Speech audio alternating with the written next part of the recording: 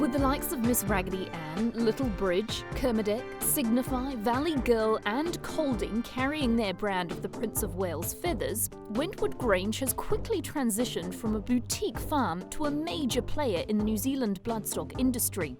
We visited Sean and Dean Hawkins to learn a little bit more. How did Wentwood Grange come to be? Mum and Dad were dairy farmers in Wales, and Dad saw no future for his 3 sons in Wales doing what he was doing. So he looked in a magazine one night after he came back from an NFU meeting and saw a farm for sale in Barbados. 6 months later, we were in Barbados. Wow, what is it like when your dad comes home and says, "Hey boys, we're off to Barbados"? Awesome. Yeah. Imagine going to Barbados when you're 10 years old. We rented a house in Barbados right on the beach, swimming every day and fishing, and it was amazing. That sort of fell through. They opened a map of the world and said, where are we going to go? We don't want to go back yet. So let's have a crack at New Zealand. Does your dad have a habit of making these rash decisions? I think it was more because the idea of Barbados was so ridiculous, and they were from such a small knit town in Wales, that they felt they couldn't go back without actually giving it a go somewhere else. So we came to New Zealand, and a couple of years later Dad put in a silly offer on what is now the Oak Stud, and he bought it with no idea about horses. So we formed a partnership with Russell Warwick, and Westbury was ran on the Oaks, and then as time went by that sort of partnership dissolved, and Wentwood was formed on its own, and you came home to help with that. We ended up here in 2000 and formed Wentwood Grange here in 2000. I left school around that time, worked at Windsor Park, and travelled overseas, Coolmore and the normal sort of Newmarket racing stables and what everyone sort of does. And then I came back here in 2003, 2004, and then we sort of started to grow it from there and expand it. Sean had a dairy farm that we 3 boys sort of owned and ran, and we sold that in 2007, 2008, invested all that money in to buy our shares in the company. What's it like working with family? By and large, it's really good, to be honest. We're very good friends.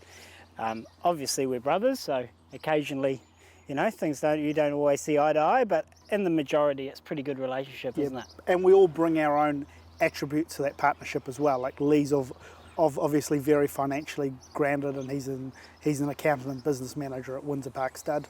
And then Sean is very farming orientated, pasture, all that sort of thing. And he's got very good organisational skills. He does all the services, organises that side of things. Good, yeah. And then I do the running of the horses. He's a brilliant horseman, and Dean's attention to detail is amazing. Sean's partner, Charlie, works full-time on the farm here. She does all the HR side of things. Is a massive part of the team. Like, she will get on and get things done when we're busy. Lee's wife, Anita, she looks after the website and a few of those sorts of things, and Lee's got the Twitter account, so a lot of the social media side of things. And then my wife, Tennille, she runs the tent at the sales. She does the hospitality, and she's amazing at that. So it all works really well, doesn't it? You've all got your individual roles, haven't you? It's like the perfect mix of people to be able to run the business. It does seem to work well, yeah. Your parents, Des and Jan, what have they instilled in you that's been really helpful and useful in the business? I guess Dad, he's a very relaxed person, doesn't stress out about too much, and he's willing to give anything a go. They've obviously both got very, very hard work ethics. Yeah, the work ethic. And the major thing they've also instilled is make sure you look after your team, and then they're not staff, they're a team that work for us. Mum still does smoko every day for them at 10 o'clock, no matter where she is, she'll make sure that there's something there ready for the team to eat, and make sure you involve them in decision making and involve everybody. It's definitely not one person who rules the roost. Every decision is made as a team. We've got Brad, our yearling manager, who's been with us for 3 or 4 years. Like, he's a very instrumental part of the team, and everyone down to even our foal watch lady, she's been here for 3 or 4 years.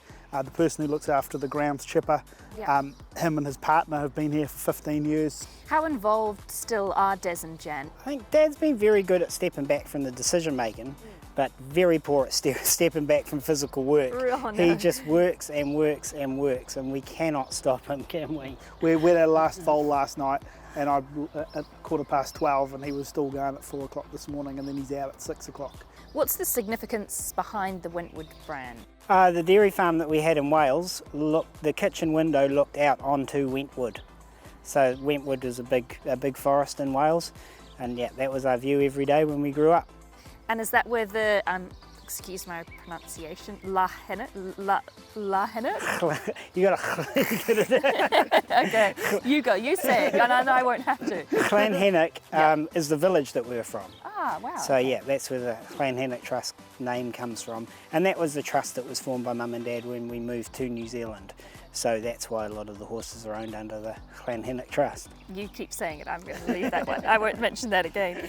What about the farm as a whole? Tell me about the size, the scope, where the properties are based and what you run on each of the farms. We've got 3 properties. The one we're on now we call the main farm, that's 150 acres, and this is primarily the sort of the maternity unit. So we foal the mares down here. The top farm's the yearling farm. All the yearlings are up there, and then across the road across the river we've got 300 acres over there. So how it works is we winter all the mares across the river in the 300 acres, and then as they spring up they come home to the main farm, and this farm has been rested all winter. So we've just had the weanlings on here over the winter, and so that gives us a good sward of grass, so as the mares foal down they get the best opportunity to produce milk for their young. We have about 120 mares on the farm the whole year round, and then so about 100 of them foal down here that are resident mares. We foal down for Monavale and Jenny Hobson and a few other people who they just foal down and go home not long afterwards. So that means we foal down a few more than we actually have resident, and we've sent 20 of our own dry mares to Australia this year, so we sort of lose them and then get made up by other mares that come in just to help the cash flow. What about the stallion side of things? Obviously being a big farm, a number of big farms in the area, they stand stallions. You don't do that, but do you have investments or interests in stallions? Yeah, we've got shares in several stallions. I suppose the one we've got the most fondness for is Darcy Brahma. We bought shares into him as a yearling with Te Akau, and I think he was the first stallion one that he sort of tried. They spent $1 million on him as a yearling out of the 2003-2004 sale, somewhere in there, and we bought a small share in him then. And that's reaped a good few rewards, and even better this year, has really taken off, hasn't he? He's been brilliant. We've stuck by him and always sent 4 or 5 mares every year, and we've had really good results both on the track and in the sales ring. So he's been great. What would you say is the philosophy of breeding of Wentwood Grange? Throw the dice and we look at what works and try to replicate that. Yeah. And even from our very first draft of horses we sold, we've produced stakes winners every year at the Caracas sales. I think you always have to be trying to make things better. Even though we've had a little bit of luck along the way, you've got to keep doing things better and keep improving and trying to get that physical type right, and getting them into the right stables is a massive key to that success as well. Who does the mating decisions and how do they come about? Again, it's a round table decision. Dad and I, we sort of have our genetic theory, so we do a lot of that paperwork. Sean does a lot of the walkout, so he sees the stallions a lot more than Des or I see them. So occasionally we get to taking a mare for service and Sean will be like, this does not work. So we'll have to swap it around. Yeah. And also we're definitely a big believer in looking at the foals and seeing what type of mare, what foal that they produce. The sales are a huge part of any stud's year. How do you put your draft together? We show them all to NZB and various sales companies and pretty much let them decide which ones aren't going to make it. We have our personal opinions on a few of them, which we sort of try to guide in the right direction, but it doesn't always work. Our sort of theory is to try and offer everything for sale. Yeah. The horses that we take to the sales, we try and have them born and raised off the farm, so we know the pure history of what that horse has done and its whole life cycle. So when people come up and ask about a bump on a leg or something like that, we can say, well, it happened on this date and this is how it was treated, and it's lived on the farm its whole life, and so that makes up the basis of our draft. The horse are majority ours, and then clients that have been loyal clients, we sell their horses as well. I think you need to have a broad range of range of horses to suit every market, especially like up until a few years ago our draft was 10 or 12 horses. Now this year the premier draft is 35, so we're a fair bit bigger, but our draft this year looks as though it will cater to all those sort of buyers. Do you retain horses to race as well? We tend not to. Our fillies are all presented for sales if they make the sales, but as soon as they're broken in, our fillies are not for sale. That's a defining moment. Like we had our Aberdeen and Valley Girl that we raced lately. Been with pretty a bit of successful success. doing that. Yeah. And both of them, they were not for sale as soon as they had a saddle. We'd like to retain them and breed from them. Yeah, And keep the genetics in New Zealand. What about successes? Because you've enjoyed such a rich period over the years, but is there something, I suppose this is to each of you, that you're particularly proud of when it comes to success? Personally, I think having Little Bridge win at Royal Ascot was amazing. Yeah. We were there that day, and to achieve that was huge. But then, look, yeah, every win is great. And for you? Kermadec, to have a stallion at stud and at, a prestigious stud like Darley is, I'm pretty proud of that. What do you think makes the horses that come off the farm so good? I would just go luck, but Luck and, Luck. and probably how they're looked after they leave here has a massive part of that as well. Like they wouldn't be what they were unless they end up with the stables that have ended up with them. The good ones have all got that little X factor right from the start. they've got something about They're them. always They like a lot of like Colding. He was very cheeky. Yeah. And then he's gone on, and that's probably why he's performed a lot better since he's been gelded. A lot of personality. A lot of personality. Something about them. So. What about important relationships? Yeah, we've got plenty of really good clients and some that have had really good success too. Dennis Brothers have been clients of ours for a long time, and with the chosen one this year, he was born and raised on the farm, well, till he was a weanling. We've got Warren Pegg, who obviously Colding, and we sold Bonnie Mac for him as well, who went on to be the dam of Exceedance. So that's massive with us. Yeah, we've got good friends like Nick, who's now in partnership with a few of our horses. Nick Hewson was a Hong Kong rugby player. And then look, Windsor Park stud Lee still works there. And so they're a massive part of the operation, like big influence. I work there as well. And Rod's always a sounding board if we need to ring him with anything that's going on. And as we sort of said, David Ellis, Te Akau, with our Aberdeen being trained there by Jamie and Darcy being involved. And then more recently, Guy Mulcaster, Chris Waller, with them buying Sacred Elixir, Colding and Kermadec, all through Guy Mulcaster, Tony Pike. They'll be coming back for more, won't they? Exactly. So but you keep building on those relationships and yeah, it's great that we've been so lucky and fortunate. How is the business model changing, do you think? I think the sort of you have to be ahead of, like you have to try and do things differently. Welfare is a massive part of it, and making sure where the horses end up after racing is a massive part that we need to keep on improving on it, and that comes down to everybody within the industry. I think making sure team is being looked after, health and safety and all those sorts of things, and communication with clients and communication with the other studs, and obviously social media and all that. So it's definitely ever changing, and we're probably fortunate that we're still young enough to be relevant on those things and be able to have our say. What does the future look like? We want to keep doing what we're doing and doing it well. Yeah. And whether we grow doing what we're doing and increase mare numbers, or whether we look at a business outside, or whether a stallion, or we don't actually know. We're sort of just open to see what happens. But we we just enjoy what we're doing. Yeah. Every 5 years we sort of make a plan of where we want to be in 5 years' time, and we're sort of getting close to the end of that last 5 years cycle now of getting our mare numbers and yearling numbers to exactly. Did you achieve what, the last 5 years? Yep, Yeah, that we was sort of sat down and said we'd like to get to 50 mares of our own with nice pedigrees, and Okay. we achieved that. We bred 56 mares this year. 56 mares, and Yeah. 20 of them were in Australia. So we've sort of got those foals to come, which will be a massive. Yeah, and So we'll see if things that pays off. but things have changed too with adding the farm, and those things have come up, which we needed to do because of the horse numbers have increased. So as long as we keep our stocking rates low, which has always been our major part of the farm, low stocking rates, look after the land, and make sure the horses are happy and healthy. That's the most important, and as long as that doesn't change much, as long as that doesn't change, then that's the most important thing.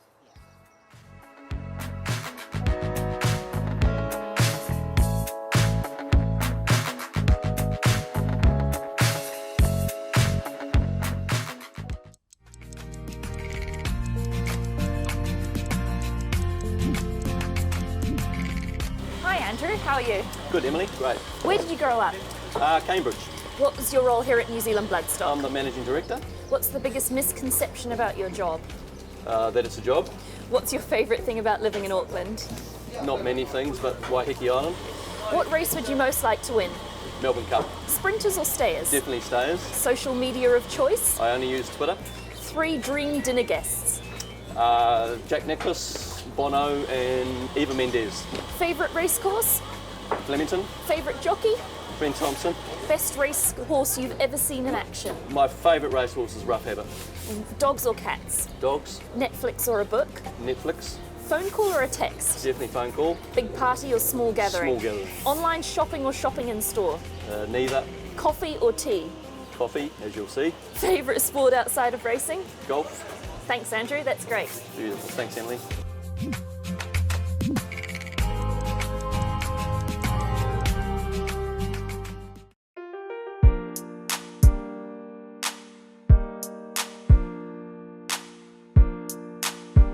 Hi Henry, Emily? how are you? Really good to see you. The place looks fantastic. I haven't been here since, well, we were just working it out, weren't we, a year ago? A year ago. And it looks incredible. It's been a fair bit happening since I can then. imagine.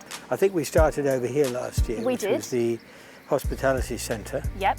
which has been complete. That was the first building to be completed. The idea of this is so that anyone who comes to Cambridge will get a Cambridge experience.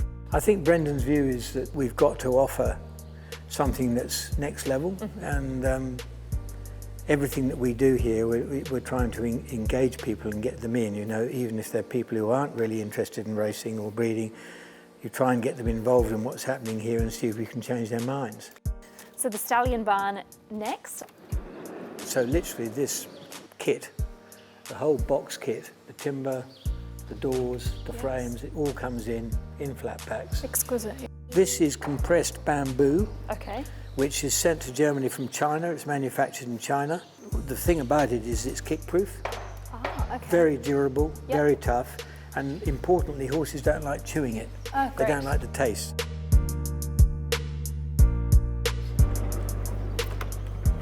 And the breeding barn This is where the future pretty champions are standard. made. Yes, the synthetic surface it gives them very good grip. It's actually quite easy to keep clean. Yep. And obviously we put walk-in foals on one side, Cambridge foals on the other, just in case there's a disease element there or Yep. scarring problem or something like that. Yep. So this is the prep shed. Obviously walk-in mares on one side where they're examined, our mares on the other side. It's pretty standard as the prep shed goes. It's got sink, it's got the gear, Yeah. vet table, and then we've got the whiteboard. This canteen, we are hoping this is going to be open for the staff party, which is on December the 19th. Oh wow. It looks pretty close to being ready to go. It's pretty close. Polished concrete, which is very easy to maintain, very easy to keep clean. Kitchen area there. Yep. Will we ever get to 85 yearlings? I don't know. That's what you can hold. But though. I think that's what we can actually hold. Okay. And the barns are sort of Very similar to the stallion. very similar to Yeah. the stallion area. And we put a walking ring in here Okay. with the English running rail, the plastic rail, Yes. Yep. which is, you know, it's floppy. Yep. Doesn't matter if they Doesn't push matter if they against kick that. out at Yep. it and that sort of thing. This is the main barn as you drive up the drive, isn't it? Yes, that we're main inside barn. Now. Yep. Main barn, and it was always designed, I think, by Brendan and Joe. The thought was to come in the front gate and look at that barn, as you did with Patrick's barn. Yes. You know, you saw Cambridge Stud Yep. up there. It's quite an important building, this, for us. It's sort of symbolic, you know.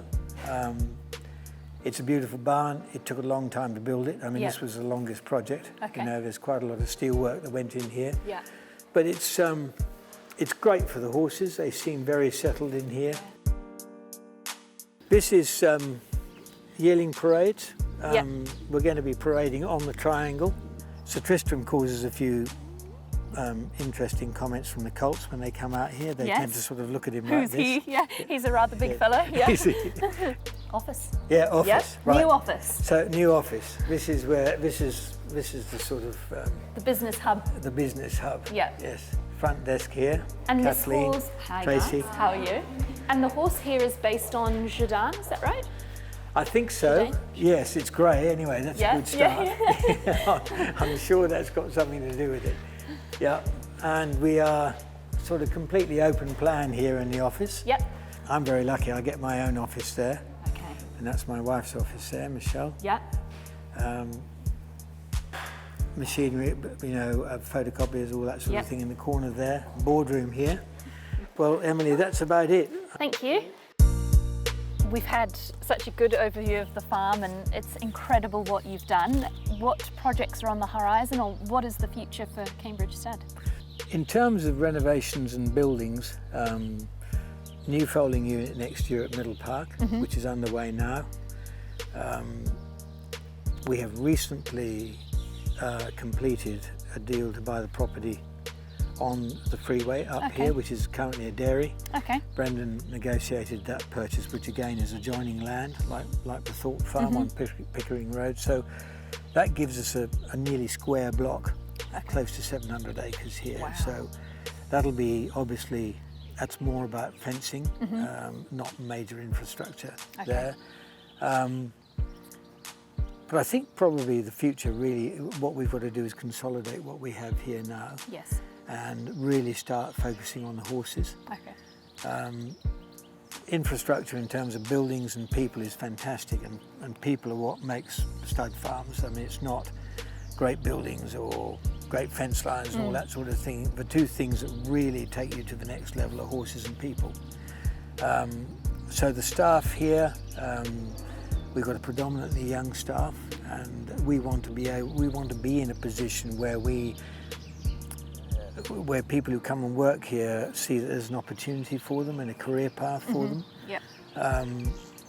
New Zealand's been in a very difficult place in terms of employment on stud farms and in racing, because the whole system has broken down, and everyone knows that.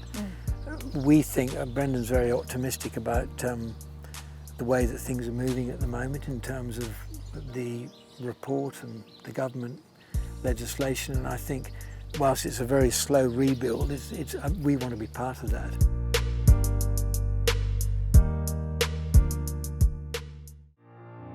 Burgundy in front, a length and a half clear, make it two, he's too big, too strong and too good, Burgundy.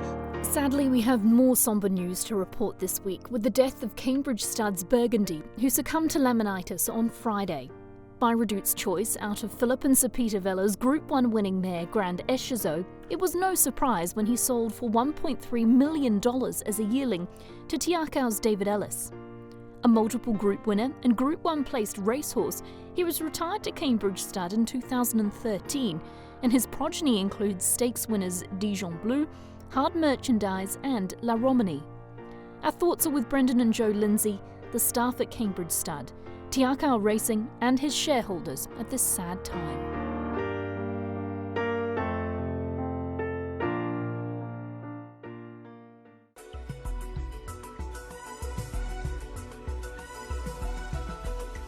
She's a 7-year-old mare. She had a foal last year, failed to get back in foal. We believe that these oviducts and these subfertile mares become clogged up with debris. So just effectively clearing out those oviducts to make a clear passage for hopefully what should be the fertilised ovum get into the uterus. It's not a benign procedure, it is slightly invasive, but it is a quick and easy procedure to do.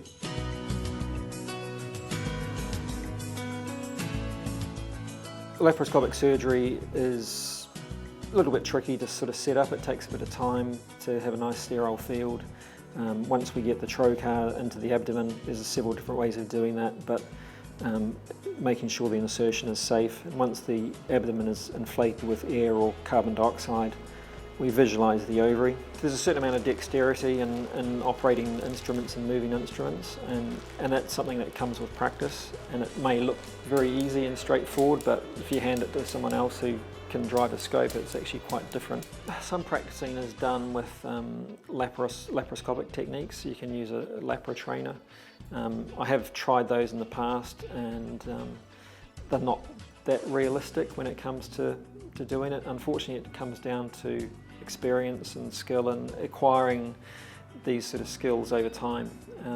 And you know, probably even though I qualified as a specialist surgeon over 15 years ago, it probably took another 5 years to sort of get some of the skills that you need up to scratch to sort of get good at some of these procedures. And a lot of it is sort of staying in the right place, little techniques, little tips that you pick up over the years just to make things a bit easier that you can't learn from textbooks, you can't learn from watching someone necessarily, but you just pick them up over time, making little changes to fine-tune. So oviduct there. You can just hold the scope again briefly, or maybe just squirt the syringe. Push it? Yeah, just gently, yep, push it there. So this gel is what they use for women to induce labour. Effectively a prostaglandin, which sort of in the reproductive system helps induce muscular contraction and other, depends what type of prostaglandin's used, but in this case it sort of is designed to make the oviduct contract vigorously and push the egg into the uterus. Even when they're quite well sedated, and she was a nice mare, but she still reacted quite strongly and fairly quickly as well. That is a problem with standing surgery. So once all the draping and paraphernalia is all done, the surgical procedure itself is not that long. It's pretty quick, but you can easily make it difficult for yourself by having issues inserting the trocars. She didn't stand beautifully, but she was okay.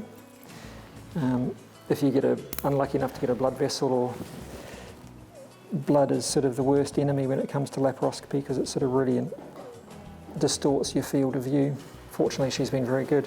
Sometimes we use carbon dioxide, medical carbon dioxide, to distend the abdomen if we have trouble seeing what we need to see, but she's been really well prepared for surgery. She's been fasted for 24 hours. Ideally we have 36 hours, but 24 is sort of a minimum. And having an empty belly means that there's no gut in the way. If loops of small intestine sort of start obscuring view, you've got to put CO2 in there to sort of push those all away so you can see what you're doing. But once we got the trocars in, the natural negative pressure of the abdomen sucked in room air and distended it, which made it enough for us to see, and we didn't need to add any CO2, although we had it ready to go. For a normally fertile mare and a fertile stallion, the conception rate's around 60% per cycle. So to have a pregnancy rate of 80% after this technique, it seems to imply that there's certainly some benefits, and we should know in a couple of weeks whether we've been successful with this mare. Hopefully we have.